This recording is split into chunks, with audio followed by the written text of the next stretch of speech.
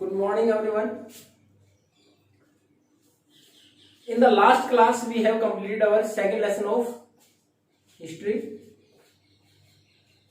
Now we are going to proceed with our third lesson of civics, and that is why do we need a parliament? हमें parliament संसद की जरूरत क्यों है? India is one of the best democracy of the world. संसार के अच्छे लोकतंत्र में से एक है. और लोकतंत्र में और डेमोक्रेसी के अंदर first of all the people concerned in the government और इन डिसीजन मेकिंग, लोगों की सहमति चाहिए. Why do different democratic government required? अलग अलग लोकतांत्रिक देशों में इसकी जरूरत क्यों है? और हमारे यहाँ सबसे बड़ा सिंबल जो लोकतंत्र का, the biggest symbol of democracy in India is parliament. हमारे यहाँ संसद है. लेकिन इसकी जरूरत क्यों है? इसको पढ़ने से पहले first of all we must know what is parliament. हमें ये तो पता हो पार्लियामेंट है क्या, तब बाद में बात करेंगे कि why do we need it, कि हमें इसकी जरूरत क्यों है. तो लेट्स कंटिन्यू. पहले हमें डिस्कस करेंगे पार्लियामेंट हमारे यहाँ है क्या, किस प्रकार कंस्टिट्यूट के कौन कौन से पार्ट्स हैं इसके, जैसे लोकसभा और राज्यसभा, किस प्रकार इनका इलेक्शन होता है, कितने मेंबर्स हैं. And whenever we have gone through the complete lesson, then after we will discuss about why do we need a parliament, and automatically we will know that why do we need a parliament. हमें अपने आप ये सारी चीजें पढ़ने के बाद पता चल जाएगा कि हमें पार्लियामेंट की जरूरत क्यों है. अब उसमें हमारे पास जो स्टार्टिंग का टॉपिक है वो है why should people decide, लोग डिसाइड क्यों करें, what are the decisions taken, कि कौन कौन से डिसीजन लिए जाएंगे. तो उसमें लोगों की जरूरत क्यों है. अब हम आजादी कब हुए? 15 अगस्त 1947. But after a long struggle. ऐसा नहीं है कि एक दिन में हमें आजादी मिल गई, हमने काफी लंबा संघर्ष किया. और उसमें सबसे इंपॉर्टेंट चीज वो थी कि not any individual or a particular group of the society in the form of caste or religion, everyone has given their sacrifice for the freedom. लगभग हर व्यक्ति ने अपने योगदान देने का प्रयास किया. किसी एक व्यक्ति, किसी एक जाति या किसी एक धर्म की वजह से हमें आजादी नहीं मिली. लगभग हर वर्ग ने इसमें योगदान दिया, उसके बाद हम आजाद हुए. अब उन्होंने योगदान क्यों दिया, क्यों प्रयास किया आजाद होने का? इफ दे आर सैटिस्फाइड, अगर वो संतुष्टि थे तो क्यों प्रयास किया? उनके लिए इंस्पायरिंग फैक्टर क्या थे? फ्रीडम की, हमें स्वतंत्रता मिलेगी, आजादी मिलेगी, हम अपने डिसीजन खुद ले पाएंगे. इक्वलिटी, हम सब समान होंगे, हमारे बीच में भेदभाव नहीं रहेगा. And what our decisions are taken, they will be taken after our consent, कि हमारी सहमति से डिसीजन लिए जाए. ऐसे डिसीजन हमारे ऊपर इंपोज नहीं किए जाए जो कि हमें पसंद ना हो और जो कि हमें नुकसान पहुंचाते हो. तो इंस्पायरिंग फैक्टर थे लोगों के. उन्होंने आंदोलन इसलिए किया ताकि हमें फ्रीडम मिले, इक्वलिटी मिले, डिसीजन मेकिंग में पार्टिसिपेशन मिले. तो इसलिए लोगों की भागीदारी जरूरी है. इसलिए लोग डिसाइड करें सरकार में कैसे शामिल होंगे. और ये सारी हमारे पास आए क्यों? During the British rule many decisions are taken which are not for the public. ज्यादातर वो डिसीजन लिए जो लोगों के लिए नहीं थे. Most of them are just to exploit the public for their own interest, कि अपनी जरूरतों को पूरा करने के लिए केवल एक्सप्लॉइटेशन, शोषण से संबंधित थी. But the people can't criticise due to the fear of imprisonment और एनी पनिशमेंट, कि केवल सजा के डर से लोग उसका विरोध या आलोचना नहीं कर पाते थे. लेकिन जैसे हमारे राष्ट्रवादी आंदोलन चले, नेशनलिस्ट मूवमेंट थे, तो ये भय खत्म हो गया और लोगों ने मांग करनी शुरू कर दी अधिकारों की, कि हमें भी आजादी मिले. और इसमें सबसे महत्वपूर्ण भूमिका निभाई हमारे यहाँ 1885 में 28 दिसंबर 1885 में हमारे यहाँ INC, इंडियन नेशनल कांग्रेस, इसकी स्थापना हुई.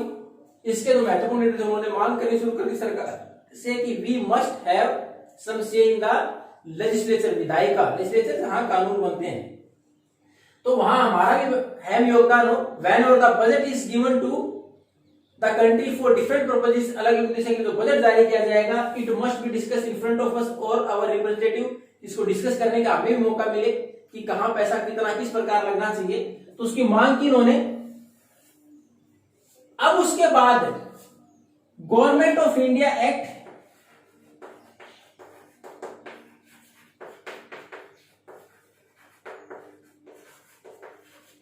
1909, गवर्नमेंट ऑफ इंडिया एक्ट 1909 जब पास किया गया, उसके द्वारा हमें रिप्रेजेंटेशन दे दिया गया लेजिस्लेचर के अंदर, विधायिका में हमें भी योगदान दे दिया गया लेकिन विद सम लिमिटेशंस, कुछ सीमाओं के साथ लिमिटेशन बना दी गई।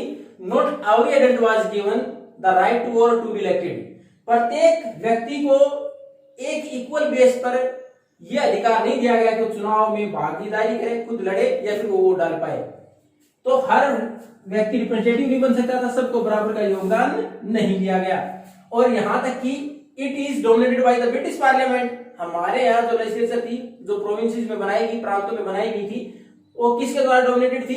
ब्रिटिश गवर्नमेंट के द्वारा। तो हमारी हर मांग को मानना भी नहीं जाता था। तो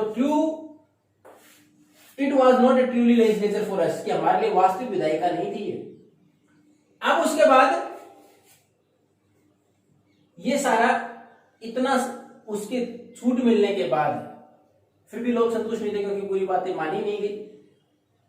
अब हमारे जब राष्ट्रवादी आंदोलन चले, आपने पिछले लेसन में शुरुआत में ही पढ़ा था कि किसी के दिमाग में कोई संदेह नहीं था। There was no doubt in the mind of the nationalist as well as whoever is participating, जो भी पार्टिसिपेट कर रहा था, कि how the India will be, कि भारत कैसा होगा आजादी के बाद। सबके दिमाग में था अधिकार मिलेंगे, डिसीजन मेकिंग पार्टिसिपेशन मिलेगी, आजादी मिलेगी, हमारी खुद की भागीदारी होगी। और उसको हमारे यहाँ इंप्लीमेंट किस प्रकार किया गया? In the very beginning of our constitution, हमारा संविधान लागू होते ही हमने लोगों को क्या दिया? Universal adult franchise. Universal adult franchise.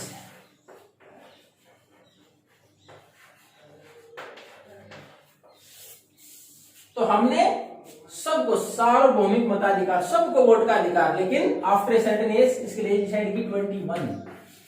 In the beginning to 21। कहीं आप बोलोगे नहीं सर ये तो 18 है। शुरुआत में जब हमारे यहाँ यूनिवर्सल फ्रेंचाइज लागू किया 21 थी, उसके बाद इसको 18 किया गया था। तो सबको वोट का अधिकार देगा। 21 साल या इससे ज्यादा उम्र के व्यक्ति को, चाहे महिला है चाहे पुरुष है, चाहे वो अमीर है गरीब है, चाहे वो किसी भी जाति से है, किसी भी धर्म से है, तो सबको बराबर का अधिकार दिया गया, सबको वोट डालने का अधिकार दिया गया। अब उसके बाद हमारे पास जो इसका नेक्स्ट टॉपिक है वो है पीपल एंड देयर रिप्रेजेंटेटिव्स। तो अब ये सारा अधिकार दिया गया, इसको इंप्लीमेंट कैसे किया जाएगा, किस प्रकार इसको इंप्लीमेंट किया गया। अब ये इंप्लीमेंट किस प्रकार किया गया? अब लोगों की भागीदारी जरूरी है, इसका तरीका क्या हो, अब डिसीजन मेकिंग में कैसे पार्टिसिपेट कराया जाए इनको। तो इसके लिए सरकार ने पहले तो माना consent of every person is required और the public is required in decision making. केवल गवर्नमेंट में ही नहीं, in every institution of the government, सरकार के हर संस्थान में लोगों की सुनी जाए। They must be in the governing position, सरकार चलाने की स्थिति में या नियंत्रित करने की स्थिति में हो लोग। तो उसके लिए सबसे बड़ा मैकेनिज्म कैसे प्रोवाइड कराया वो था? इलेक्शन, चुनाव कराया जाए।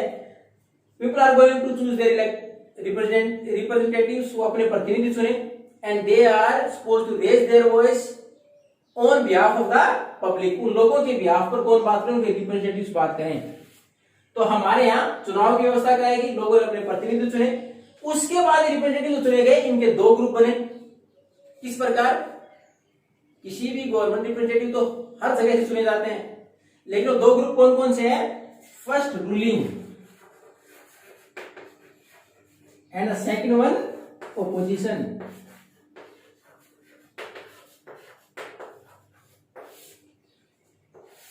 जो गवर्नमेंट में है, सरकार चला रहे हैं, रूलिंग।